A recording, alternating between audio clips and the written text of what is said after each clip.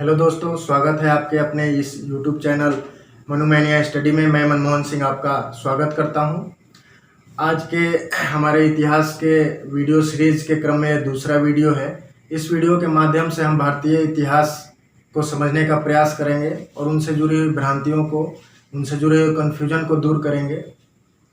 इतिहास दोस्तों रटने का विषय नहीं है। इतिहास को अगर आप देखिए तो एक क्रमिक रूप से यह विकास करता हुआ प्रतीत होगा। मतलब जो इतिहास है वो धीरे धीरे रूप में आगे की ओर बढ़ता हुआ दिखेगा।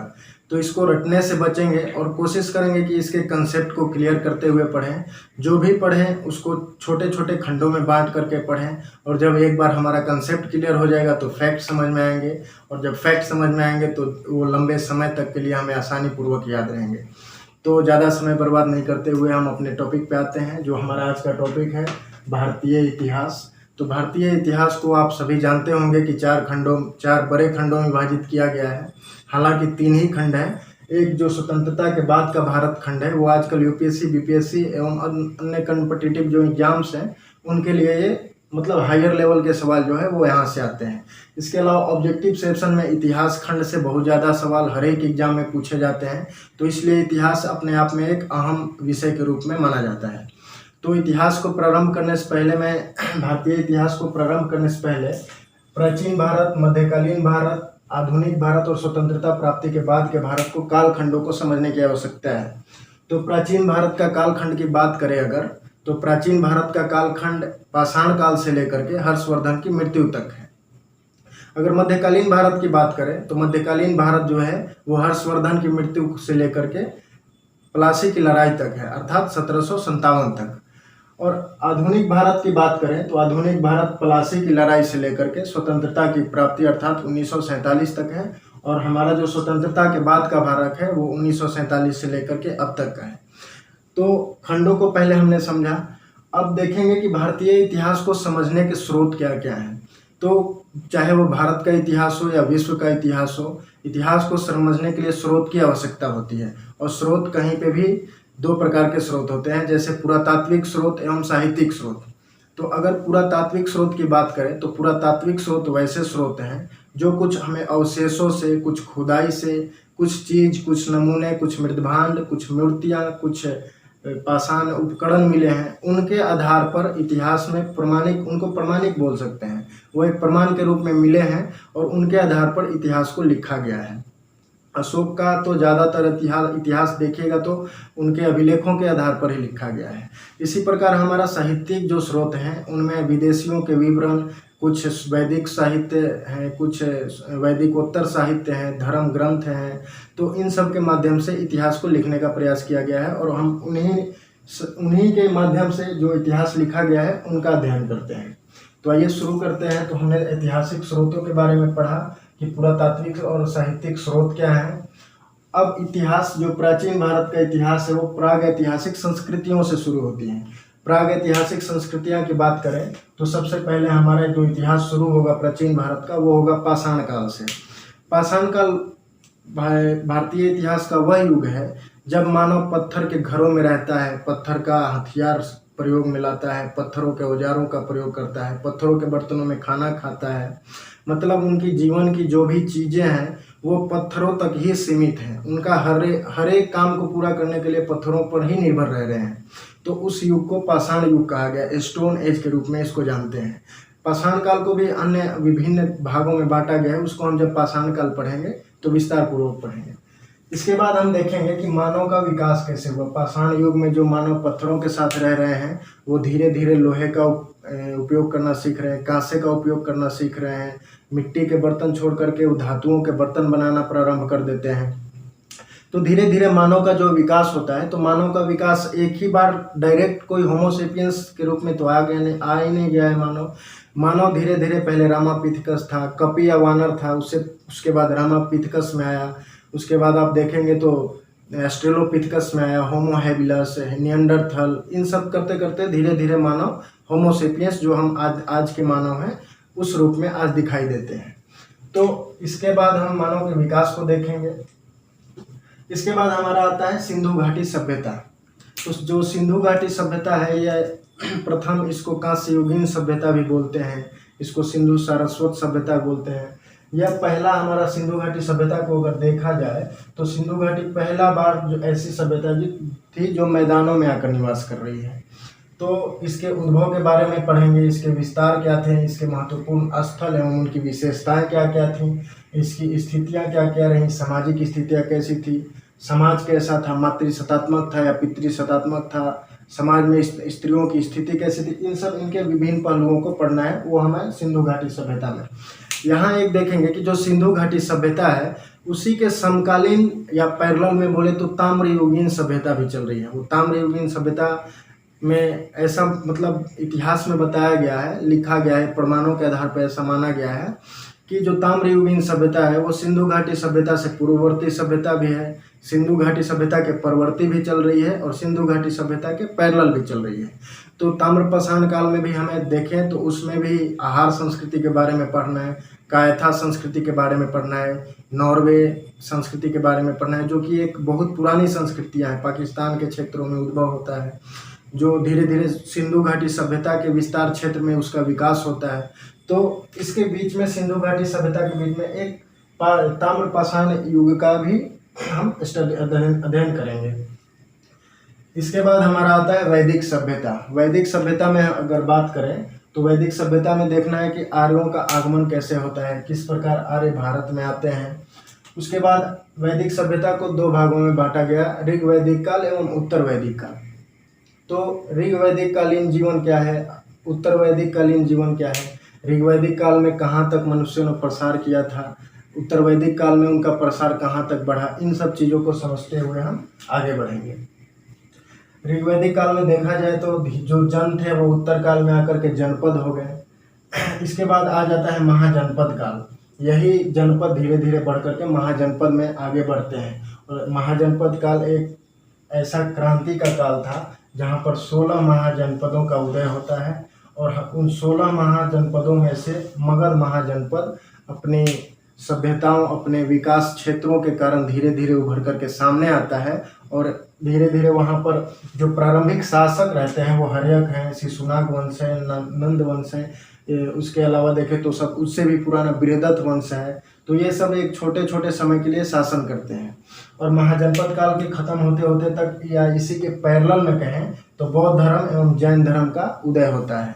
और बौद्ध धर्म और जैन धर्म को समझना बहुत ही आसान होगा अगर इन दोनों को एक दूसरे से कंपेयर करके पढ़ें, नहीं तो कई बार इतना ज़्यादा कन्फ्यूजन हो जाता है कि जब जन्म तिथि पूछेगा महावीर का तो आप बताइएगा महात्मा बुद्ध का, जन्म स्थान पूछेगा महावीर का तो आप लिखने लगिएगा महात्मा बुद्ध का।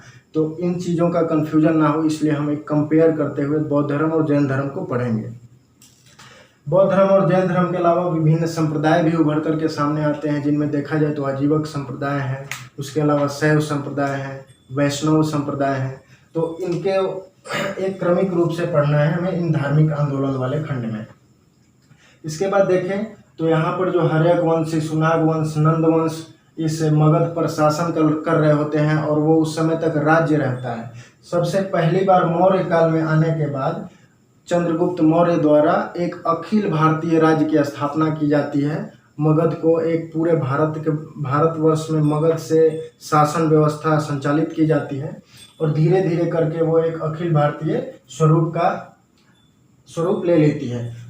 केवल 3-4 को छोड़ के, जैसे जो दक्षिण के राज्य थे चेर, चोल, पांडे, ये लोग ये राजवंशों को छोड़ के, क्योंकि हो सकता है अशोक का इनके साथ मैत्री संबंध रहा हो इसलिए, नहीं तो इनके अलावा पूरे भारत पर देखा जाए तो अखिल भारतीय साम्राज्य पहली बार स्थापित हुई और वो अशोक के समय में स्थापित हुई। और अशोक के अलावा जो चंद्रगुप्त मौर्य थे उनका ज़्यादा माना जाता है कि उन्होंने ही सर्वप्रथम ये जो अखिल भारतीय साम्राज्य है उसको स्थापित किया। मौर्य काल के बाद हम मौर्योत्तर काल में आते हैं। तो मौर्योत्तर काल में देखेंगे कि मौर्य काल अपनी पराकाष्ठा पर जाता है और धीरे धीरे पतन की ओर अग्रसर हो जाता है और उसी पतन का फायदा उठा करके विदेशी आक्रमण होने लगते हैं। विदेशी आक्रमण में देखें तो सबसे हिंदुओं आते हैं, शक आते हैं, पहलव आते हैं, कुषाण आते हैं और उत्तर पश्चिमी भारत में देखें तो वो वहाँ पर आकर के अपने राज्यों का विकास करते हैं। कुछ धार्मिक एवं कुछ इधर के धर्म को अपनाते हैं, कुछ बौद्ध धर्म को अपनाते हैं, कुछ जैन धर्म को अपनाते हैं और कुछ अपनी कला और संस्कृतियों का योगदान और विकास भारत में देते हैं।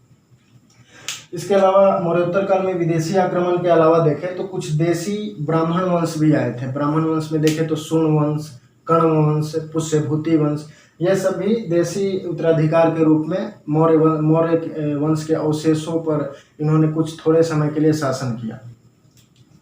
इसके बाद हम देखते हैं कि गुप्त काल आता है। गुप्त काल में सबसे बड़ी बात यह है कि जो मौर्य काल में जो भारत खंडों खंडों में विभक्त हो गया था, वो गुप्त काल आते आते देखा गया कि गुप्त काल में फिर से एक बार पूरे भारत को जोड़ने की कोशिश की जाती है। पाटलिपुत्र को राजधानी बनाया जाता है, लेकिन वो ज़्यादा सफल नहीं हो पाता है और धीरे धीरे गुप्त काल में सामंती व्यवस्था का उदय हो जाता है और सामंती व्यवस्था उदय होने के कारण सत्ता का विकेंद्रीकरण हो जाता है। सत्ता सामंतों के हाथ में चला जाता है और भारत फिर से खंड खंड हो जाता है। इसके अलावा हम देखेंगे कि पूर्व मध्यकाल, गुप्त काल की समाप्ति होती है और वहाँ से पूर्व मध्यकाल की झलक आने लगती है। पूर्व मध्यकाल के अंतर्गत हम लोग राजपूत वंश को पढ़ सकते हैं, गढ़वाल वंश है, परमार वंश है, इन सब के छोटे छोटे वंश हैं, इनको पढ़ेंगे। और कुछ दक्षिण भारत में इनके समकालीन वंश है जो इन वंशों के साथ साथ दक्षिण में शासन कर रहे होते हैं। तो उनमें देखा जाए तो संगम काल को पढ़ना है, कदम वंश है, वाकाटक वंश है, राष्ट्रकूट वंश है, चेर वंश है, इन सब वंशों के बारे में पढ़ना है।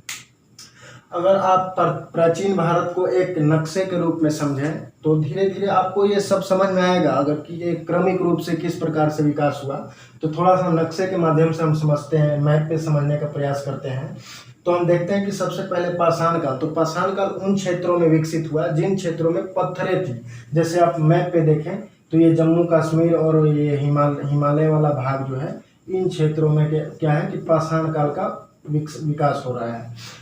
इन क्षेत्रों के अलावा देखें तो जो प्रायद्वीपीय भारत, दक्षिण भारत है, इस साइड में भी धीरे धीरे पाषाण काल के ये क्यों बताया जा रहा है, क्योंकि जो पाषाणिक उपकरण मिले हैं वो ज़्यादातर इन्हीं क्षेत्रों से मिले हैं। तो ऐसा अनुमान नहीं, ऐसा प्रमाण है कि पाषाण काल में मनुष्य ज़्यादातर इधर ही निवास करते थे।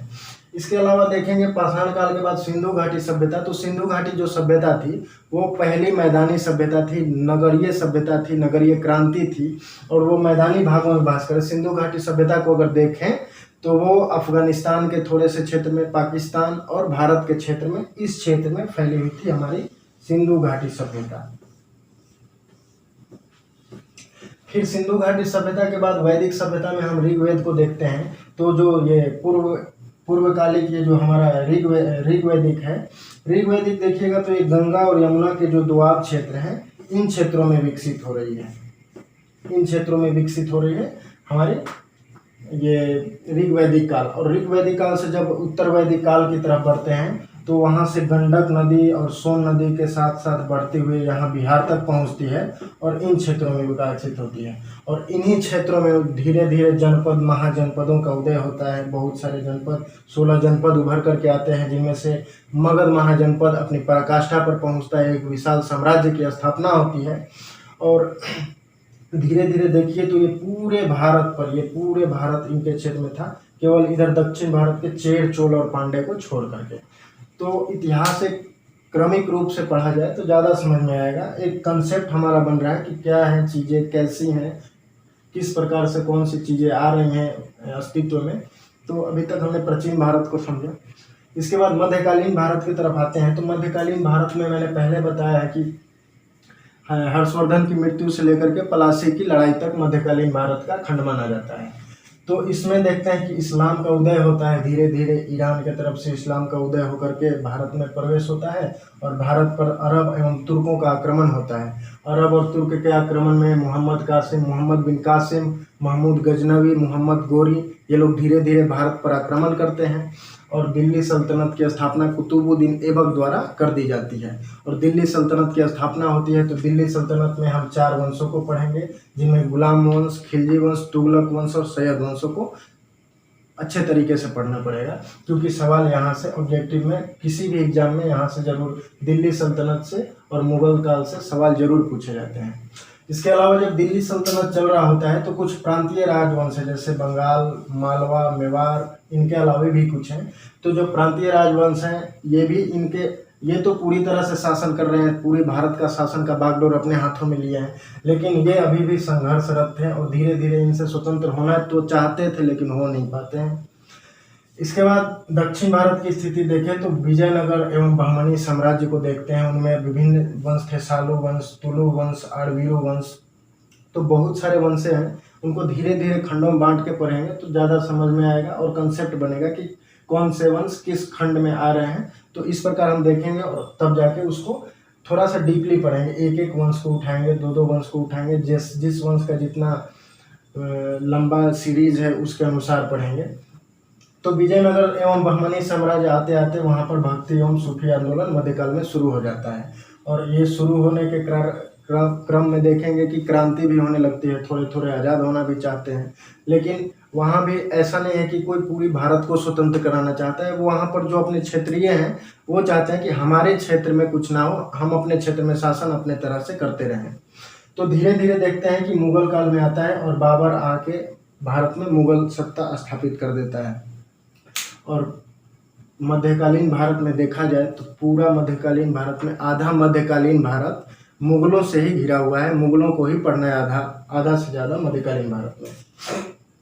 मुगल काल में हम देखेंगे कि राजाओं की स्थिति क्या थी, अकबर क्या थे, जहांगीर, शाहजहां, औरंगजेब, इन सब के बारे में सबका किन्होंने कौन कौन से परिवर्तन किए उन सब के बारे में पढ़ना है। मुगल कालीन प्रशासन कैसी थी, मुगल कालीन समाज कैसा था, संस्कृति कैसी थी, और सबसे ज़्यादा इम्पोर्टेंट जो खंड है वो मुगल कालीन कला है। इससे हमेशा क्वेश्चन पूछे जाते हैं। और इसी के साथ साथ मराठा संघ एवं पेशवा काल भी चल रहा होता है भारत के उत्तर पश्चिम उत्तर भारत में। तो वहाँ पर देखा जाए तो शिवाजी के उत्तराधिकारी, और बाद में देखिए कि ये जो मराठा साम्राज्य है धीरे धीरे मराठाओं से शिवाजी संभाजी इनसे हट करके पेशवाओं के हाथ में चला जाता है और बागडोर पेशवा संभाल लेते हैं, जिनमें बाजीराव प्रमुख हैं। एक मूवी बनी है बाजीराव मस्तानी। तो इन चीज़ों को समझेंगे और धीरे धीरे करके शुरू होता है आधुनिक भारत के खंड को हम देखते हैं। तो आधुनिक भारत का खंड, यहाँ पर जो मुगल साम्राज्य आ रहा है, औरंगजेब की मृत्यु के बाद धीरे धीरे मुगल सत्ता कमज़ोर होने लगती है और आधुनिक भारत का शुरुआत होता है औरंगजेब की मृत्यु के बाद। तो औरंगजेब की मृत्यु के बाद लगभग मुगल काल कमज़ोर हो चुका होता है और नादिर शाह और अहमद शाह का आक्रमण उसी समय हो जाता है, जिससे और भी ज़्यादा परेशानियों का सामना मुगल वंश को करना पड़ता है। और धीरे धीरे देखें तो इसके अलावा जो मुगल काल के अंतर्गत बंगाल थे और पंजाब थे, मुगल सत्ता जो उत्तर मुगल काल थे ये बंगाल पर और पंजाब पर भी अपना आधिपत्य जमाना चाहते थे, लेकिन बंगाल और पंजाब इनसे अपना आज़ादी चाहता था। तो धीरे धीरे करके ये भी इनके खिलाफ होने लगे उत्तर मुगल काल में, और इसी क्रम में हो जाता है आगमन, यूरोपीय कंपनियों का आगमन हो जाता है। और यूरोपीय कंपनियों का आगमन को हम सीरीज के फॉर्म में पढ़ेंगे किस प्रकार से आए। तो पुर्तगाली आए, उसके बाद डच आए, अंग्रेज आए, फ्रांसीस आए, उसके अलावा डेविस भी आए अंत में। और यूरोपीय कंपनियों का आगमन जब शुरू में होता है तो उनका मुख्य जो मकसद रहता है वो भारत से व्यापार करने का रहता है, लेकिन धीरे धीरे उनका मकसद यह केवल व्यापार का मकसद नहीं रहता है। उनका मकसद हो जाता है भारत में उपनिवेशवाद की स्थापना करते हैं, भारत में विभिन्न तरह के उपनिवेश को बढ़ावा देते हैं, सांप्रदायिकता को बढ़ाना प्रारंभ करते हैं, धार्मिक शोषण प्रारंभ कर देते हैं, आर्थिक शोषण प्रारंभ कर देते हैं, सामाजिक शोषण प्रारंभ कर देते हैं। अर्थात जब यूरोपियन कंपनियां आती हैं भारत में तो वो भारत को हर तरह से लूटने का, हर तरफ से शोषण करने का भरसक प्रयास करती हैं। और जब ये शोषण प्रारंभ हो जाता है तो शोषण प्रारंभ करते करते ये साम्राज्य की स्थापना करते हैं। वही बात हो गई, शोषण किया और साम्राज्य की स्थापना कर दी, पूरे भारत पर अपना अधिकार जमाना प्रारंभ कर दिया, हर एक किसी भी मुद्दे पर हस्तक्षेप करना प्रारंभ कर दिया। जो वायसराय, गवर्नर जनरल और वायसराय जो आए, जैसे हम उनको देखें तो ये क्लाइव हैं, हेस्टिंग हैं, कॉर्नवालिस हैं, ये सारे जो आ रहे हैं ये अलग अलग नीतियों के तहत शोषण करना प्रारंभ करते हैं। किसका? भारतीयों का। अब भारतीयों में क्या होता है कि रोष की भावना जागृत होती है, और रोष की भावना जागृत होने के क्रम में स्वतंत्रता का संघर्ष प्रारंभ हो जाता है। स्वतंत्रता का संघर्ष में देखें तो सामाजिक और धार्मिक आंदोलन प्रारंभ हो जाता है, जिसमें राजा राम मोहन राय, स्वामी दयानंद सरस्वती, विवेकानंद, ये सब लोग मिलकर सामाजिक और धार्मिक आंदोलन को प्रारंभ करते हैं। और इस माध्यम से भारत को आज़ाद करने का भरसक प्रयास शुरू कर देते हैं। इसके अलावा जो स्वतंत्रता का संघर्ष है वो किसान आंदोलन के रूप में दिखाई देता है, कहीं कहीं जातीय जनजातीय आंदोलन भी दिखाई देता है। जगह जगह पर मजदूर एकत्रित होते हैं और मजदूर आंदोलन का प्रारंभ हो जाता है। और प्रारंभ में जब गांधी जी दक्षिण अफ्रीका से आ रहे होते हैं अपनी पढ़ाई पूरी करके, तो वो भी भारत के इतिहास में भारत के आंदोलन में कूद पड़ते हैं और उनका प्रथम सत्याग्रह शुरू हो जाता है। प्रथम मतलब आंदोलन के रूप में वो भी शुरुआत होता है। इसके बाद हम देखें तो ये जो संघर्ष है स्वतंत्रता का, वो धीरे धीरे करके उग्र होता जाता है। भावना जो भारतीयों में स्वतंत्रता की चाहत है वो धीरे धीरे ऊपर होने लगती है, अग्रसर होने लगती है। और इसका परिणाम ये निकलता है कि जो स्वतंत्रता संघर्ष है यह एक भारतीय राष्ट्रीय आंदोलन में बदल जाता है। तो भारतीय राष्ट्रीय आंदोलन को अगर हम देखें तो इसको 3 चरण में बांटा गया है। वो तीन चरण कौन कौन से हैं उनको देखते हैं। तो पहला चरण है जिसको हम उदारवादी चरण बोलेंगे, जो 1885 से लेकर के 1915 तक चला। इस चरण के खास बात क्या है, इस चरण के महत्वपूर्ण टॉपिक्स क्या हैं, तो देखेंगे कि उदारवादी चरण के तहत राष्ट्रवाद की भावना का उदय हो गया। राष्ट्रवाद की भावना का उदय, ये जो भारत स्वतंत्रता संघर्ष था, जब भारतीय राष्ट्रीय आंदोलन का रूप लिया तो सबसे पहले पहला चरण आया उदारवादी चरण। इस उदारवादी चरण में कोई उतना बड़ा क्रांति नहीं हो रहा था, कुछ कहीं पर भी मतलब जगह जगह पर आंदोलन किए जा रहे थे, लेकिन वो आंदोलन हिंसात्मक प्रवृत्ति के नहीं थे। मतलब अपने आज़ादी की मांग की जा रही थी, ढंग से बात किया जा रहा था, हर चीज़ एक लिमिटेशन में हो रही थी। और लेकिन एक ये फायदा हुआ राष्ट्रवाद का कि राष्ट्रवाद की जब भावना भारतीयों में जगी तो धीरे धीरे भारतीय क्या एकजुट होने लगे, और एकजुट होने के बाद धीरे धीरे मजबूती से आंदोलन प्रारंभ हो गया। और उसके बाद एक और महत्वपूर्ण कार्य हुआ, जो कांग्रेस की स्थापना हो गई। कांग्रेस की स्थापना हुई, बंगाल और सूरत का विभाजन हो गया। इन सबको हम विस्तार पूर्वक समझेंगे। अब ये एक बेसिक कंसेप्ट देख रहे हैं कि पढ़ना क्या क्या है हमें आधुनिक भारत में, मध्यकालीन भारत में। तो अब देखते हैं भारतीय राष्ट्रीय चरण आंदोलन का दूसरा चरण। तो दूसरे चरण को क्रांतिकारी चरण के रूप में देखते हैं। क्रांतिकारी चरण इसलिए क्योंकि जब तक यहाँ तक जो शांति वार्ता किया जा रहा था, लेकिन यहाँ पर आते आते जो 1915 से 1935 तक में है, लोगों में आज़ादी की चाहत उग्र हो गई, वो आज़ाद होना चाहते हैं। और धीरे धीरे ये क्रांतिकारी चरण और इसलिए बढ़ गया क्योंकि प्रथम विश्व युद्ध में भारत को लगा दिया गया, भारत से बिना पूछे, बिना किसी को बताए। और उसके अलावा देखें तो होम रूल आंदोलन आ गया, और महात्मा गांधी के प्रारंभिक ये जो आपके आंदोलन है वो शुरू हो गए। महात्मा गांधी के प्रारंभिक आंदोलन देखें तो रॉलेट एक्ट, खिलाफत आंदोलन, असहयोग आंदोलन, इन सब आंदोलनों के तहत महात्मा गांधी जी ने अहिंसा आंदोलन चलाया और भारत को आज़ादी देने का भरसक प्रयत्न किया कहीं। और तीसरा चरण को देखें तो तीसरा चरण जो चला वो 1935 से 1947 चला, और इसी चरण में हमारा देश आज़ाद हुआ। और लेकिन इस चरण में द्वितीय विश्व युद्ध एवं भारत की स्थिति को एक विस्तार पूर्वक पढ़ना पड़ेगा। इसी चरण में तृतीय चरण को अलगाववादी का चरण का संज्ञा भी दिया जाता है, क्योंकि इसमें अगस्त बहुत सारे प्रस्ताव आए, बहुत सारे मिशन आए, बहुत सारी योजनाएं आई, जिनमें अगस्त प्रस्ताव, क्रिप्स मिशन, भारत छोड़ो आंदोलन, बेवेल योजना, कैबिनेट मिशन योजना, माउंटबेटन योजना, इन सब योजनाओं के तहत अंततः क्या होता है कि भारत को आज़ादी मिल जाती है। और जब भारत को आज़ादी मिलती है तो ये अलगाववादी चरण के कारण क्या होता है कि सांप्रदायिकता की भावना उद्भव हो जाती है। और यह सांप्रदायिकता की भावना और किसी ने नहीं बल्कि अंग्रेज़ों ने ही भरी थी। धीरे धीरे हिंदू मुस्लिम अलग अलग करना शुरू हो जाते हैं, मुस्लिम लीग की स्थापना हो जाती है, और लाहौर प्रस्ताव आता है, शिमला वार्ता होता है, और भारत 2 खंडों में विभाजित हो जाता है। तो हमने आधुनिक भारत को देखा कि किस प्रकार उत्तर मुगल काल कमज़ोर होता है, यूरोपीय कंपनियों का आगमन होता है, साम्राज्य की स्थापना करते हैं वो गवर्नर जनरल और वायसराय बन करके।